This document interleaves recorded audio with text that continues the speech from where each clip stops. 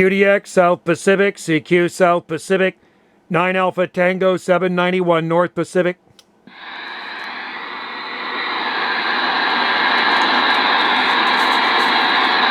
CQDX, CQ South Pacific, CQ South Pacific, 9 Alpha Tango 791 Gulf Islands North Pacific.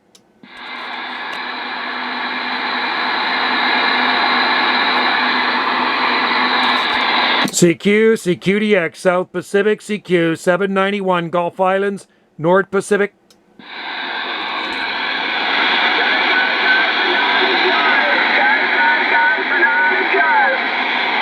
We hear you out there. We're barefoot. We're barefoot right now.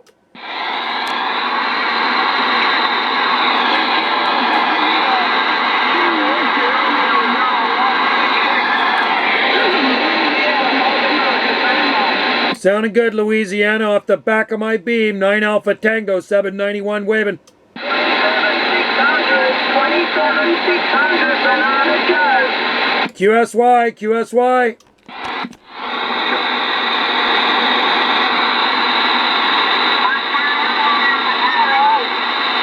We got you in there, Australia, 791 waving.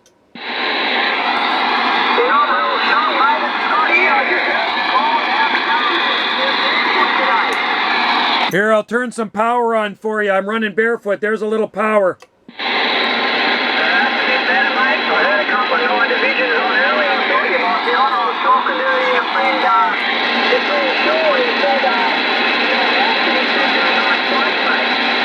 Yeah, you're sounding good. I got a bit of QRM in there, but I got a good 5 and 7 on you here.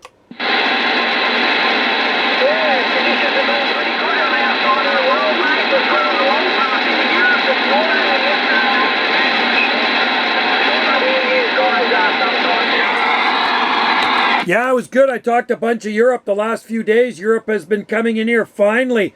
It's been many, many months since we've got Europe. So the day before yesterday was the first day for Europe. And this morning, yesterday morning, yeah, quite a bit of Europe coming in, and I'm happy about that.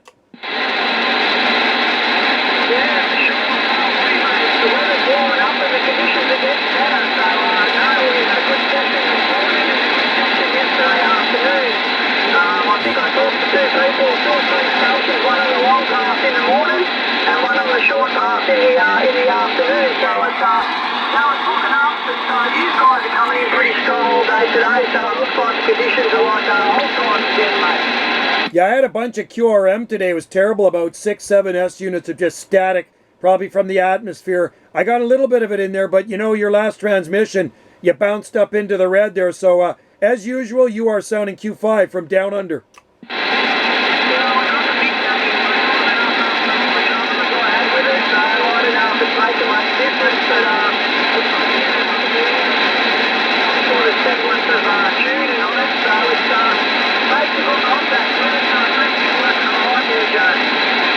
It's working for you, brother. It's working for you. Always good to hear you. I always enjoy talking to my friends in Australia. And hopefully it'll continue right through the winter months. Tomorrow is the first day of autumn here. Tomorrow is the first day of fall here in the northern hemisphere, QSL. Yeah, we're getting the warmer weather. Come across a big snake yesterday laying out in the sun, a big python. So lucky it's not really venomous, but it was very, very creaky. They had a couple of lunges at it. Probably just come out of hibernation. Usually they come out of hibernation and they're very creaky looking for a feed. So that's the first time for last winter in our local bush that it looks like it's had a good time sleeping up in winter and it's coming out looking for something. Whoa, that's crazy. I didn't know you had pythons there. I know there's a lot of snakes in Australia. Wow, pythons, they can get pretty big there, mate. Yeah, this one's probably about 5, 6 foot long with a big fat puppy. We call him a diamond python. Beautiful looking snake, but they're never usually aggressive. And this thing was aggressive. Lucky I saw it before I walked past it, because it probably would have lunged at us, because as soon as I went near it, it just lunged forward like a bloody venomous snake. But it wasn't in a happy mood, let's say that. Holy cow, like you say, probably woke up from a long sleep or something there, and he's looking for something to eat. Do they have teeth? Do they actually have sharp teeth or not? Yeah, well, I'll give you a nasty bite. They'll stick their things into your mate, and if you can't get them off cleanly, they'll big fangs and that, so, yeah, so they'd be on the prowl looking for some rodents or something that's sticking around or whatever, but, yeah, everything's waking up, and then we get big red-bellied black snakes coming out as well, and they're pretty angry. They're a venomous snake, but they're not as venomous as some of the brown snakes, but we don't get a lot of browns where we are, so mostly red-bellies and mostly big pythons and stuff like that, where when you go a few hundred kilometres north or south, and you tend to get a few of the brown snakes and tiger snakes, which they're ones you've got to steer clear of. They'll actually chase you and they'll try and bite you, mate. They're a pretty aggressive snake, the old eastern brown snakes there. Yeah, I've heard about those things. I heard they're pretty deadly. Like, so if one of those suckers bites you, I mean, you got to get to the hospital pretty quick there, huh? Yeah, well, try and put a constrictive bandage on, like slow the blood flow down and slow the spread of the venom. And the most important thing is to stay calm, because once you start getting your heart pumping and stuff like that, it's just going to pump it around. So, yeah, never been bitten by a snake, mate, but I wouldn't like to. I've seen some awful things and what they do, and what it does to you, and it breaks down your body sort of thing. But no, that's how they're designed. I suppose when they bite something, it breaks them down. But no, it's daytime, we're warming up in the weather. Yeah, get lots of big lizards and stuff. We get goannas and big lizards. I usually get a few in the backyard, cruising around. They're pretty friendly sort of guys. Blue-tongue lizards, but it's the big goannas. So yeah, everything's sort of seems to be waking up. You get echidnas and stuff like that. And everything's, this is the time of the year where they're all feeling the warmth in the ground and starting to get out and moving around a bit, you know. Sounds pretty awesome. Sounds like you're living in the jungle, man, the tropics. And I do like the tropics, and I know where you are. It's kind of like subtropical there, QSL. Yeah, not real tropical. The further north you go, it is tropical. We're in the sort of middle of it, in between Sydney. Further up north and North Queensland, it gets pretty tropical up there, and they get like a wet season where we don't get that. But yeah, it does get warm, and it can get really high humidity. But no, we're not that bad. But yeah, we still get some big critters kicking around, and where we are west of us is like over the big mountain ranges. There's lots of all sorts of stuff like that. Probably yowies or whatever you guys call Bigfoot.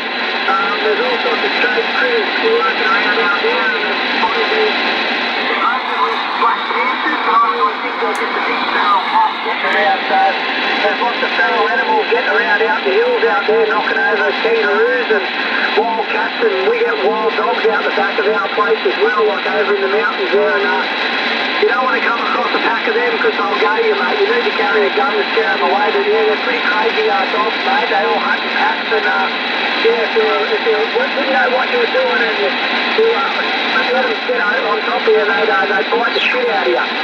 Yeah, for an inexperienced hiker, man, yeah, that would be kind of crazy. I think those wild dogs, do you call those dogs dingoes? I think they're dingoes there, QSL.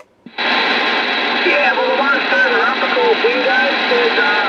A lot of these wild dogs are just normal domesticated breeds that have just escaped into the bush, and they've mated with other dogs, or they've caught up with other dogs in the packs, or they could be, I don't know what's out there, mate, but they're probably been used for years and years and just bred, and a lot of farmers, they knock a lot of their livestock over, like cows and sheep and that, the wild dogs. So a lot of the times they put baits out and they bait them, mate, and they kill them. So an old bush farmer was telling me a story about he found a dead one. He poisoned a dead one, and he grabbed it and started running his hands over its coat, and then he felt something right around its neck, and it was still a bloody dog collar it had on, so it was a domesticated dog. And once they get out there, and the cats and that, they eat more of their fair share of birds, so they tend to get their size starts dictating. They sort of have an adaptation process where they get bigger, so they can knock over like larger animals than what a normal domesticated one could, you know?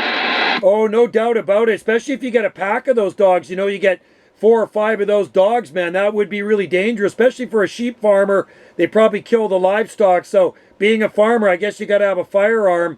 Out here, all the farmers are equipped with firearms, and if you get any wild dogs or any stray dogs come onto your farm and harm your livestock, you are allowed to shoot those dogs. We have a lot of wild cats here, like they're called feral cats, and they're domesticated cats that kind of have babies in the wild, and then those cats get kind of crazy, and they kill a lot of little birds and things there, QSL. Yeah, well, that's exactly what we get. Like, there's all these urban myths about we having black panthers, but these black panthers, they're supposed to be out in our local bush. Certain areas they see them, and then there was certain speculation that American soldiers had them as mascots in the war, and they, when they left Australia, they just let them go in the bush or something, and there might have been a pair of them and they've bred, but there's been a lot of people saying they've sighted black panthers out in the bush, and as you know, there's no black panthers in Australia, but some of these sightings could be mistaken for really big feral cats. You see the size of these cats that eat 20 times what their normal diet is, and they're like a small dog. So they just grow and they adapt out there. So there is some stories about people seeing these black panthers and stuff out in the bush, but no one's ever shot one and no one's ever been able to take a photo of one dead or something like that. But there's plenty of photos of them from a distance and that, but who knows if it's a hoax or not, you know? Yeah, you're probably right. It could be like just the wild cats that have gotten a little bit bigger, maybe from eating so much wild things out there. It's kind of like Bigfoot out in the forest somewhere. You know, people claim to see Bigfoot, but nobody's really actually taken any pictures or anything of it. So you wonder if they really do exist. The Black Panthers. What you say is probably true. They're probably maybe domesticated cats that have gone a little bit bigger than usual. QSL. Yeah, most definitely, mate. Yeah, so you can imagine like a normal cat gets fed once or twice a day. This thing would be out there being a predator catching like bloody little possums and little quolls and rabbits and bloody all sorts of stuff and lots of birds and stuff. You know how good cats are at catching birds, so it's like they've gone from like having a small meal or two a day, then they could be eating 4 or 5 times a day, you know, so, and plus the adaptation, any animal's going to adapt to its new environment and stuff. It's like, we got these paralysis ticks here, that if our dogs get a paralysis tick, basically my dogs have had them and it's nearly killed them. But our native animals like kangaroos and that can have 50 ticks hanging off them and they've got an immunity to them. So it's weird how they're all immune to, like the native animals are immune to all the ticks and stuff around where we live, you know. Yeah, that's the way it works here too. The deers can have tick on them, and you get that tick on you, and some of them have Lyme's disease, but the deer seem to be immune to that stuff here. And the most dangerous animal we have on our island is the mountain lion. We have cougar here, mountain lion, but nobody really ever sees them much. Once in a while they'll kill some people's sheep, but they're very elusive. They just kind of hang out in the forest there, QSL. Yeah, well, that's why there's this bit of an urban myth about these panthers and stuff and killing livestock. But you don't realise how big an animal can get.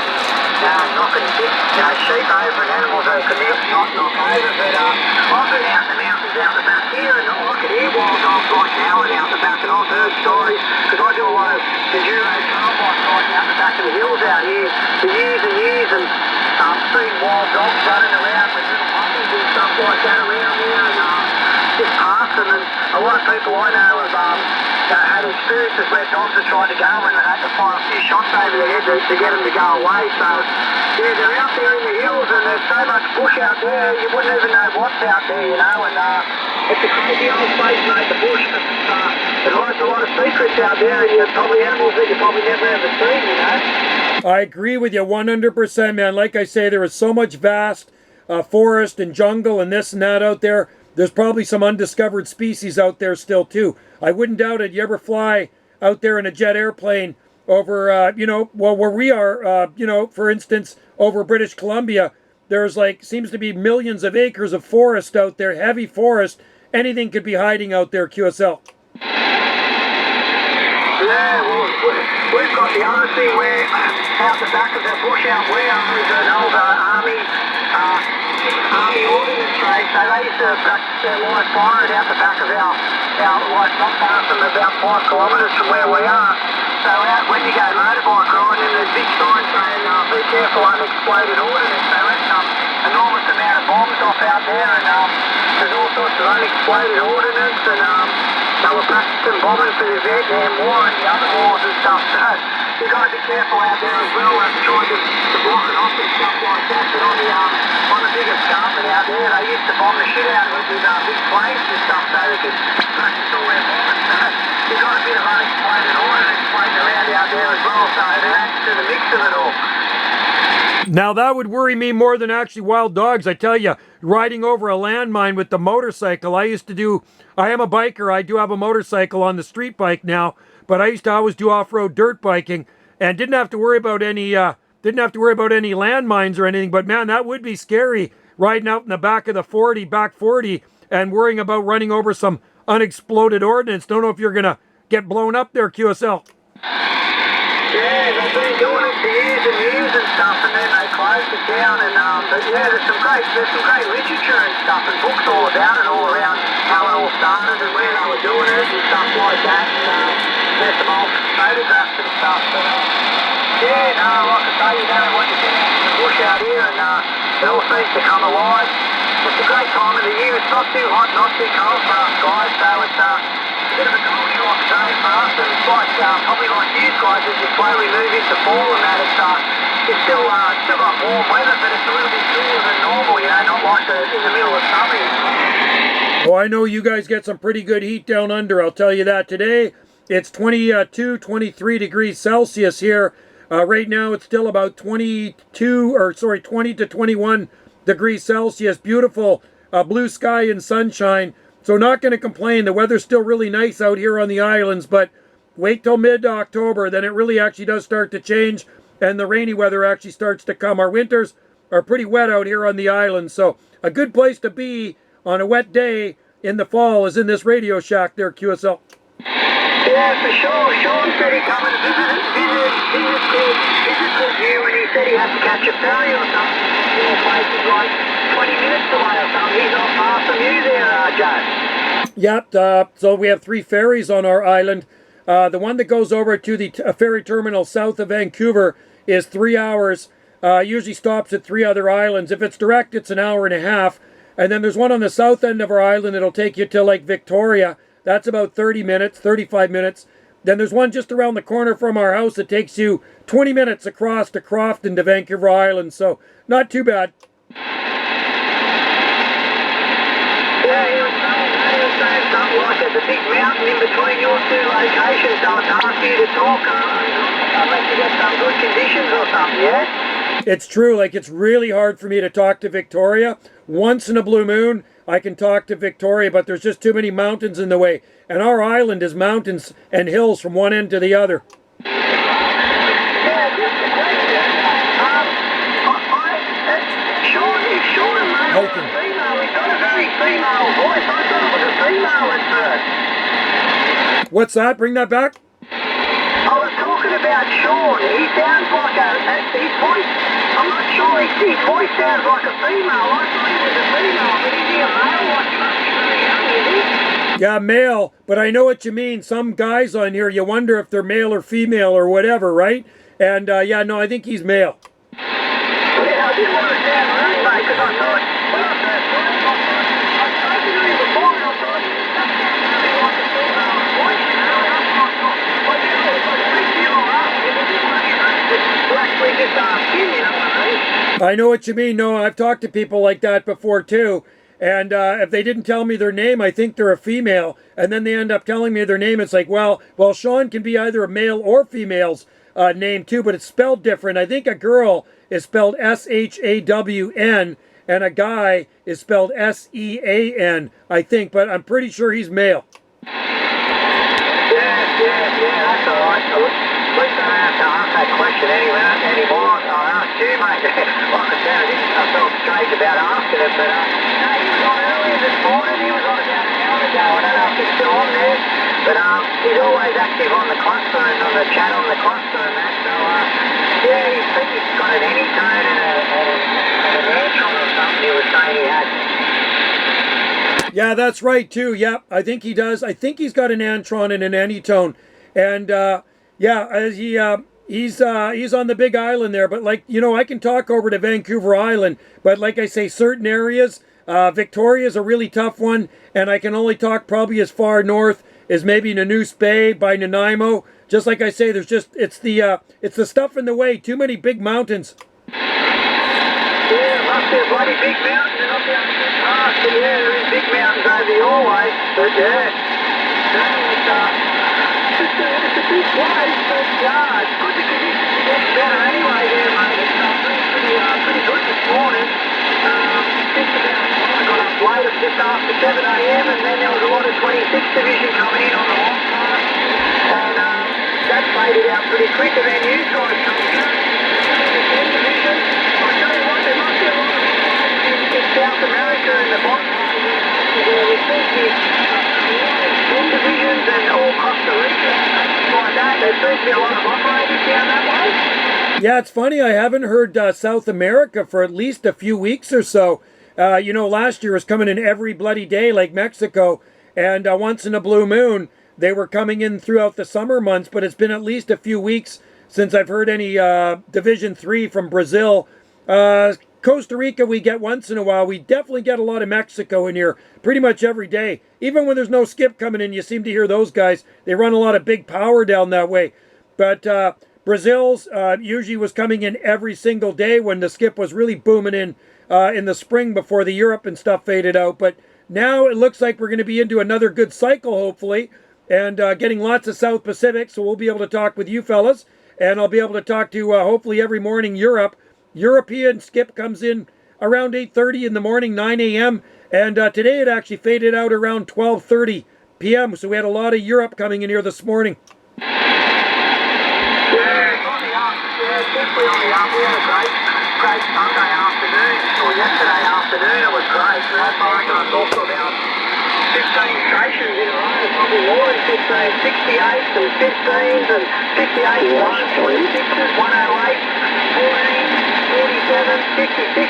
Yeah, we had a really good run yesterday afternoon and it held up for a while. Usually I speak to Ireland just on dark, probably 6 p.m.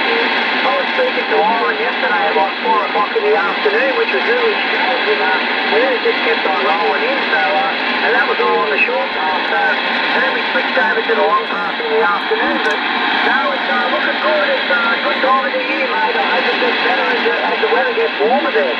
QSO, well, we usually have some pretty long QSOs here, which is pretty good. We got some pretty favorable conditions right now. Got a little QRM in there, but hey, you got a nice loud sounding station. Yeah, I did talk to my friend 68 Charlie India 749 this morning out there in Belfast, Ireland. Actually, I worked him a couple of times in the morning, and then he was kind of the last station I worked. It was just after lunchtime. And then, yeah, 47 Delta X-Ray 101, Copenhagen, Denmark. John, probably some of the same guys you work as well there, QSL. Yeah, I spoke to John yesterday. Yeah, they all come out of the woodwork, mate. It's, you don't realise there's so many operators all around the world. And I never used to on the cluster, and here on the weekend with a little baby, a granddaughter, and she goes, well, you start logging all the contacts you make on the cluster. I've been logging, started logging as of a couple of days ago, and you don't realise how many you get. Like when you look at your log, it's just massive. You've got pieces of paper, books that are just loaded with contacts and stuff, and you don't realise it. And you get on your cluster and you get into that log sheet. I'm not real computer savvy, so she showed me how to do it all and stuff, and logging them. And when you go to your logs, the amount of people you spoke to, it's just enormous, mate. It just all accumulates stuff. Even in 3 or 4 days, there's probably over close to 70 or 80 contacts in 3 or 4 days, you know, it all accumulates quite quickly there.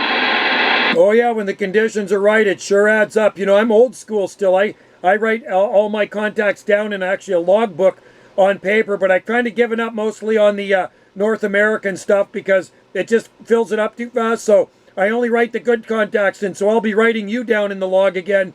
And if I make any far off contacts like South Pacific or Europe, those ones go in my logbook. But I know what you mean.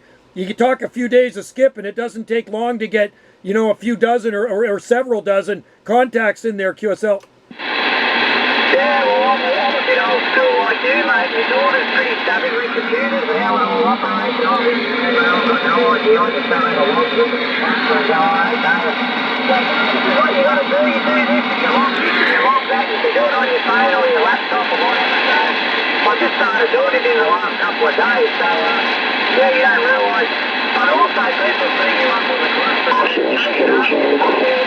Waving at you. Change on the frequency, so in a way it's good, but yeah, like I say, I was like you with old school, I just got books and books of them and accumulate them, and yeah, you can put them on there and you can actually look it up and Like if you have your laptop handy, you can type in the call sign and your name comes up. So it makes things a lot easier. So when you've got to look back and check up things, that's just how it all rolls for the future now. That's the old school writing it down, you know. Absolutely, man. I'm totally old school. I'm not the greatest with a computer, even though I have one, and I do the video gates too. I do actually have a video channel, which is kind of like a log. So I just have to search who I've talked to, and it'll pop up on there. Hey, I think there's a QSK in there. I better let him go. Hey, QSK, go for it, brother. Okay, Joe, it's Brian in New York. 2 Whiskey 279. I haven't heard you in a while. Just wanted to say good evening. Over. Hey, Brian, good to hear you out there. 2 Whiskey 279 New York. Can you hear my buddy in Australia? Say hi to him. Yeah, I can hear him. I don't know his call sign, and I'm actually pointing towards you, Joe, but I can hear him here. Over. Yeah, he's coming in pretty good here, about 9S units. Hey, Scotty in Australia, can you hear Brian? I can hear him in the background there, mate. I know that voice as well. I definitely know that voice. And I think he might be facing somewhere else there, but I can hear him in the background there. Yeah, I think he can hear you. Shoot your number at him, and he'll get back to you. Say hi to him.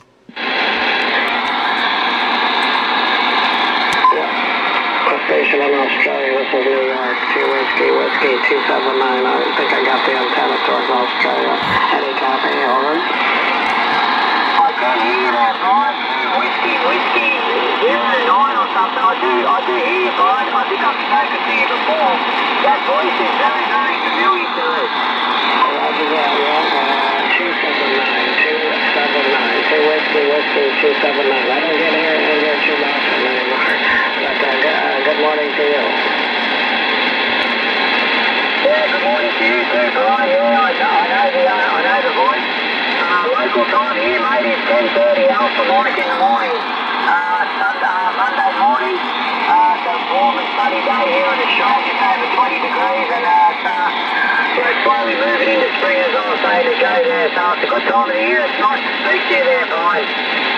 Yeah, QSO. That's 8:30 here, 8:30 at night, and we had a really nice day here as well, 27 centigrade, still pretty hot, even in late September here. But I'll let you get back to Joe. I just heard Joe, I haven't heard him in a while, so I just wanted to pop in and say hello. But nice to catch you as well. You're still the report here to 5 and 5, QSO. Yeah, well, good time. You're about 5 and 3, 53. No problem, mate. Nice to speak to you, and hope to talk to you again, mate. Catch you later. Okay, catch you later. Thanks a lot there, Brian. Hey, good. Thanks for coming in. I got you off the back of the beam once again there. 2 Whiskey 279 New York. Always good to hear you, and have a good evening out there. You're 3 hours ahead of us, and sounds like you had a nice warm day out there in the Empire State. It was about 23 degrees Celsius here. It's beautiful, sunny day right now. I got the sun blasting in here right now, and it's still about 21 degrees Celsius. Have a good one, Brian. Thank you. Okay, Joe, QSO. Yeah, it's dark here. The sun just went down a couple of minutes ago, but the temperatures are still pretty nice. 7-3, Joe. Catch you later. Thanks, Brian. Come in anytime and say hi. I'm glad they could hear you in Australia off the side of the beam. Yeah, I'm getting you off the back of the beam. That's how it always works. But anyway, Australia, we're back at you, Scotty. Yeah, all good, mate. Yeah, no, it's good weather. So we go down and I've had a couple of sick dogs here for the last couple of days.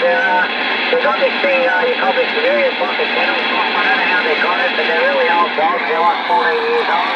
Old working dogs like Kelpies, basically sheep dogs. But they haven't been well, so I had to give them some antibiotics and that didn't seem to fix them up. So I had to start giving them a little dose of some steroids to try and fix their immune system along and give them a bit of anti-inflammatory.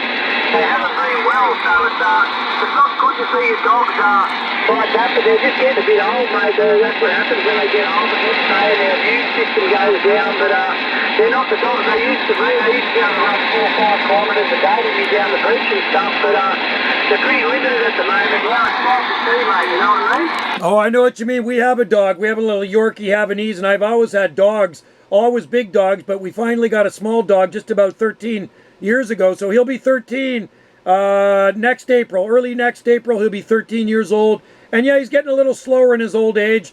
And sometimes they need a little bit of special care. I know my wife's got them on a special diet. Yeah, these dogs have never had a problem in their life. They've been really healthy dogs apart from getting